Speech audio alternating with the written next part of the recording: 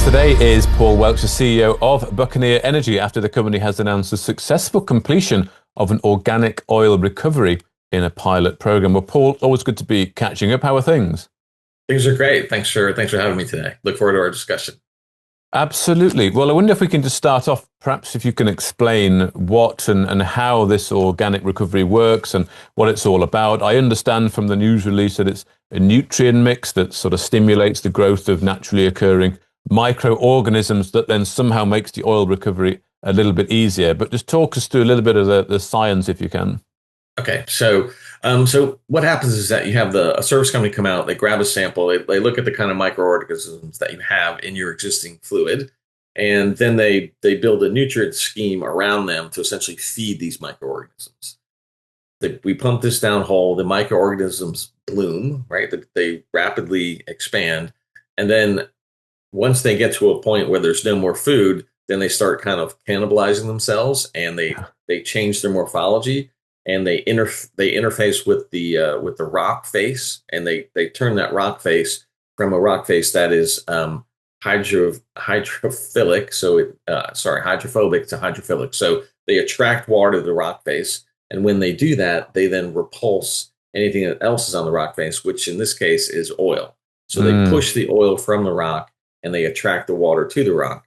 So the typical residual oil sits there very clinging to those small pore spaces into the rock itself. So they essentially dislodge that, and they allow it to flow easier to the wellbore. So it makes a big difference. At the moment, okay, I think we have about 33% recovery efficiency in the field. We think we can get to 50. That first 10% that you produce is pretty easy. The next 10% is a little bit harder. That third 10% is tough, and then after that, it gets increasingly difficult because you're going to smaller and smaller pore spaces. It's clean, and it's smaller and smaller droplets. So this essentially is a mechanism that allows it to be dislodged a little bit easier, and it worked quite well. Again, this is just a pilot project.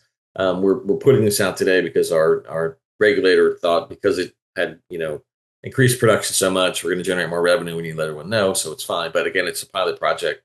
We did it up in the northern part of the field where we have essentially an isolated area where we can test it. So we have 4 producers and 1 injector.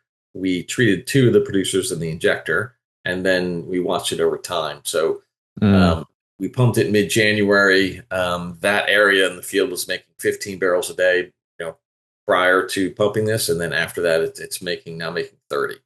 So, and it's made 30 barrels a day consistently. So we're on into our second week of 30 barrels a day. So it's it's 100% uplift, which is much more than we expected. We expected around 30 to 40%.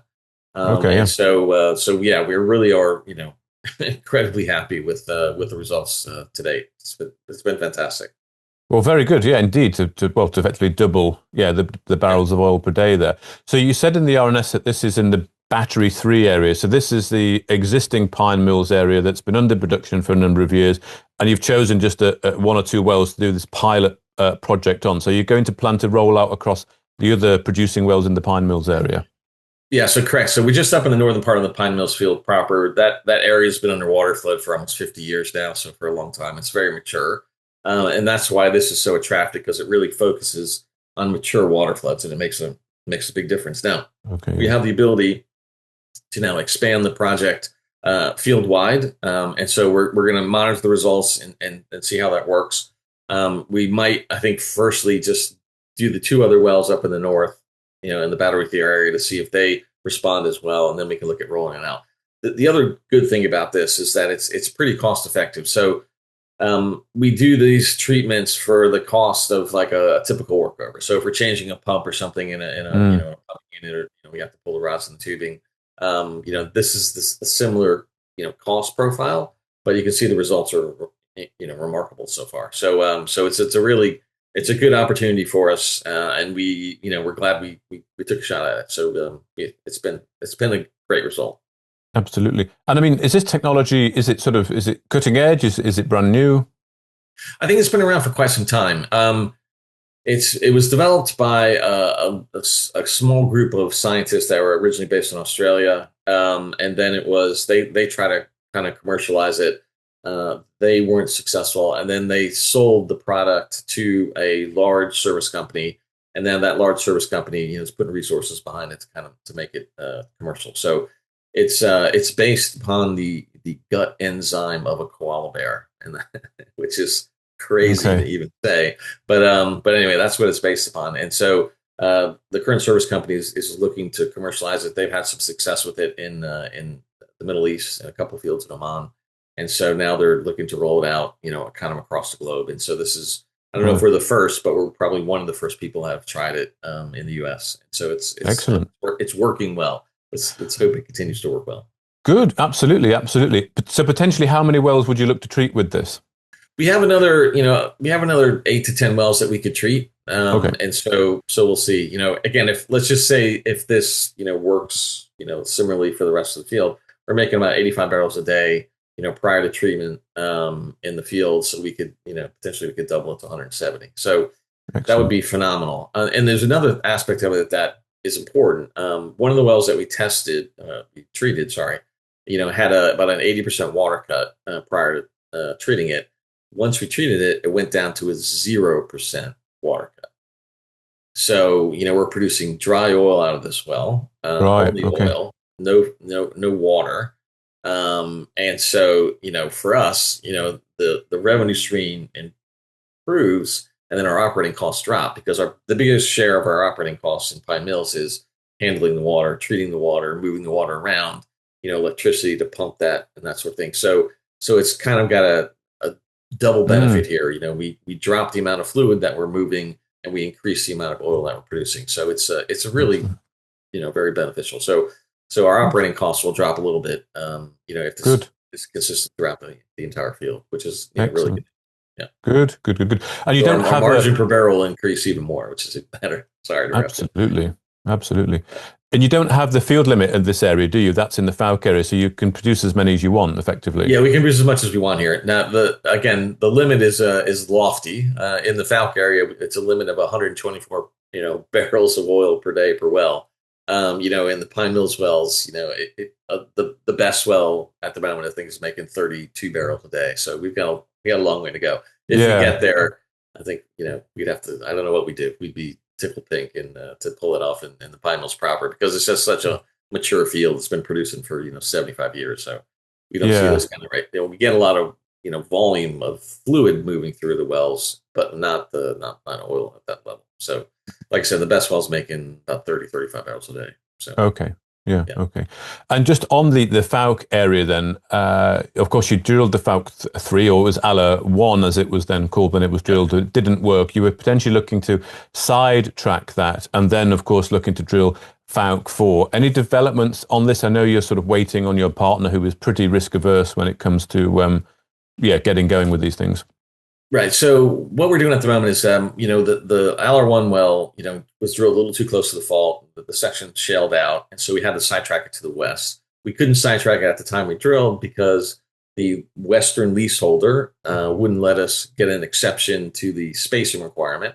So we ended up buying that lease. So now, if we decided to, we could drill that well and sidetrack it, or we could sidetrack the well to where we'd like to put it. However, what we're doing at the moment is because we picked up that lease, we're now forming a waterflood unit to essentially, band everyone together to allow us to inject water down dip in the area that we just picked up, and then produce oil up dip in the Falcon 1, Falcon 2 wells. Yeah. Okay. To do that, you have to form a unit because if you're only injecting, water into a well, that leaseholder is not going to make any money because he gets paid on the amount of barrels that are produced from his property.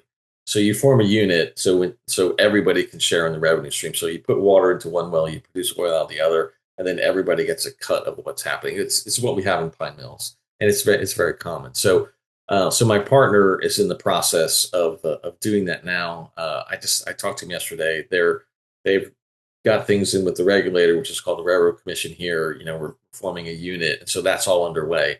The target to get that unit done is mid-year 2026. Hmm. I think we'll make that. And again, everything that we're doing in Pine Mills with regards to organic oil recovery, that sort of thing, is directly applicable to what we're doing over in the Falk area. So it's we're running a good experiment next door that can be utilized there. So Okay. so it's all really synergistic. That what we're learning in Pine Mills can be Mm, applied to the Falc area. appl- We'll see. absolutely. Typically, you don't put this organic oil recovery in the ground until it's a very mature flood. But we'll see what happens here. If it's beneficial Okay. to it, I try it. But Yeah. that's a Okay. ways down the road. So. Okay. Yeah. And this waterflood area that you're talking about in this unit, that's what you're calling the Daniel area. Is that right?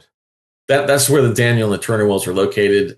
So it's another lease that's to the west of ours. Yeah. We'll call it the Falc unit. Ultimately, it'll be the Falc unit. Okay. Yeah. And it'll just be one unit, like the Pine Mills unit, that everyone will participate in the operating costs and in the revenue generated from it. Yeah. So again, Okay. that's a work in progress. It's been in progress for about a month now, and so it'll take some time to pull together. And it's Okay. not that it's difficult, because if you're a down dip royalty owner, there's no more oil on your property. You have every reason to participate in a water flood, because you'll get some revenue from Yeah. it.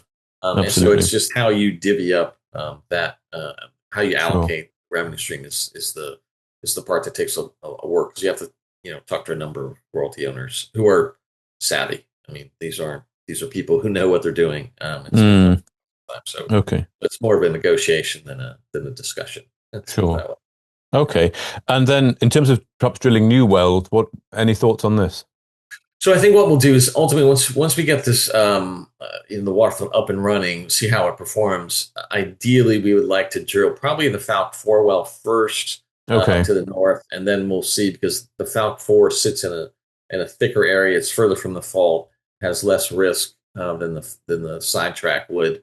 But that'll depend on the performance of the waterflood. So we'll see. But Okay. Yeah. that's more kind of towards the year end of 2026. It's not Okay. gonna be up front. The flood will Okay. have to perform for a while. So Okay. as you said up front, our partner is very risk averse. They're very good at very successful explorers. They rarely drill dry holes, and I think they drilled 2 in 2025, and so that's too many for them. So Right. Yeah. Sure. Okay. it was one too many for us, obviously. But Yeah. Okay. so we'll see how that goes. Okay. Good. So effectively, what it's looking like at Buccaneer is effectively then rolling out the organic recovery across the existing Pine Mills wells, then getting into that water flood in the Daniel area to increase the Falc 1 and Falc 2, and also perhaps putting in the organic recovery, and then looking to drill some wells.